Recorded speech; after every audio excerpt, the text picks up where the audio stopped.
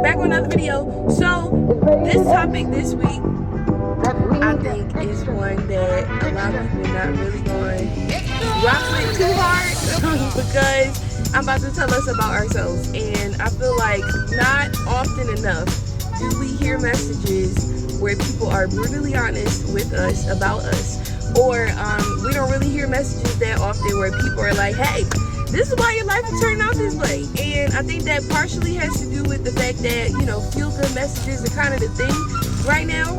And, you know, we've been in a pretty sensitive space as a people, you know, globally, nationally, believers. But also, I think there aren't enough messages out there with people being like, hey, you need to get yourself together, because we don't study the words the way that we should. But nonetheless, what I want to talk about today, you know how when you can want something like really, really, really bad, and then after a while it's just like, all right, the thing that I want is not really showing up, so I'm about to just go get it?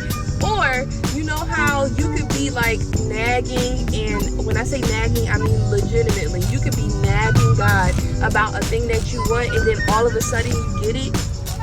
I want to dig into why exactly that happens sometimes, and I want to talk about how necessary it is for us to embrace process. So, you know, a lot of times people be like, go after the promises of God, or continue to believe. I'm moving my air freshener, don't mind this. Go after the promises of God, or continue to believe God for the promises that he spoke to you, or continue to believe God for the things that he said he was going to do. Yes, absolutely. You want to continue to be confident in whatever God has told you that he's going to do, because he's a man of his word. But we often do not highlight the process that people have to go through before they obtain the promise. We often don't dig into the pressure that is placed on a person who is getting ready to obtain a promise. And we often don't recognize that while everything, and when I say everything, I mean everything that God has prescribed for our life is perfect for us, while everything that he desires to give us is good, we have to be processed so that we might not only receive those good things, but also know how to handle them, know how to steward them, and know how to make sure that not make sure, but also know how to posture our hearts so that we don't fall in love with the thing that we're getting more than we do God. There's a perfect example of this in 1 Samuel chapter 8.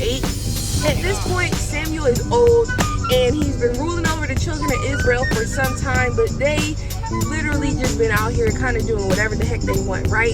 And they recognize that Samuel is old and that he's getting ready to put his sons into positions of power, but his sons don't act like him. So they go to Samuel and they're like, yo, we don't want your sons. Give us a king that's going to rule over us like all the other nations have kings that rule over them. Now, the problem with this was not necessarily that they wanted a king, because when you get to the point when you don't want nobody to rule over you, that's a whole nother issue. But the problem was they wanted their way of life and the way that they were, led, and the way that they were cultivated to be exactly like all the other people that they were seeing. They didn't appreciate the fact that they were being led directly by God. And if you go, when you start in the chapter at the first verse, if you go down to like the 5th or 6th verse, Samuel goes to God and he's like, well, God, what should I do here? And God says, give them what they want.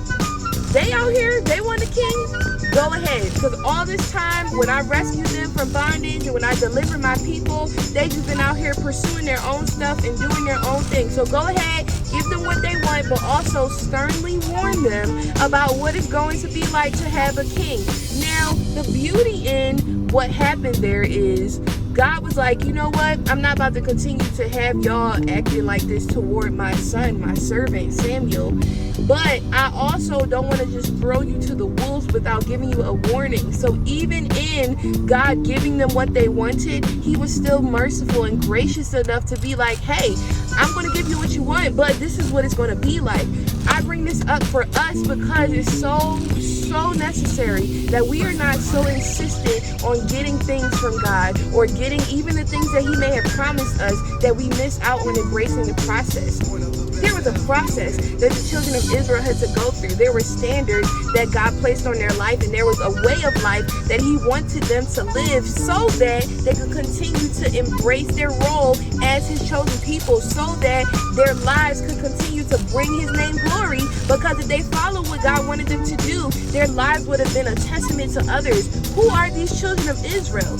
Why are their lives unfolding the way that it is? And that would have been an opportunity for God's name to get the glory and for others to be drawn to him as well. That is the same thing that God wants to do with your life. He has certain things prescribed for you. He has certain standards and expectations for you because of the way that he wants to glory through the way that your life is unfolding. But if you refuse to embrace the process, then you definitely don't get the benefits of the promise. So I just want us to be more intentional about recognizing, yes, God has wonderful things that he wants to give us. Yes, he wants to prosper us. Yes, he wants us to live lives that are not just filled with his goodness, but also reflecting his glory. But at the same time, there's a process that has to happen, okay, for us to fully embrace that. So yeah, that's all I got for today.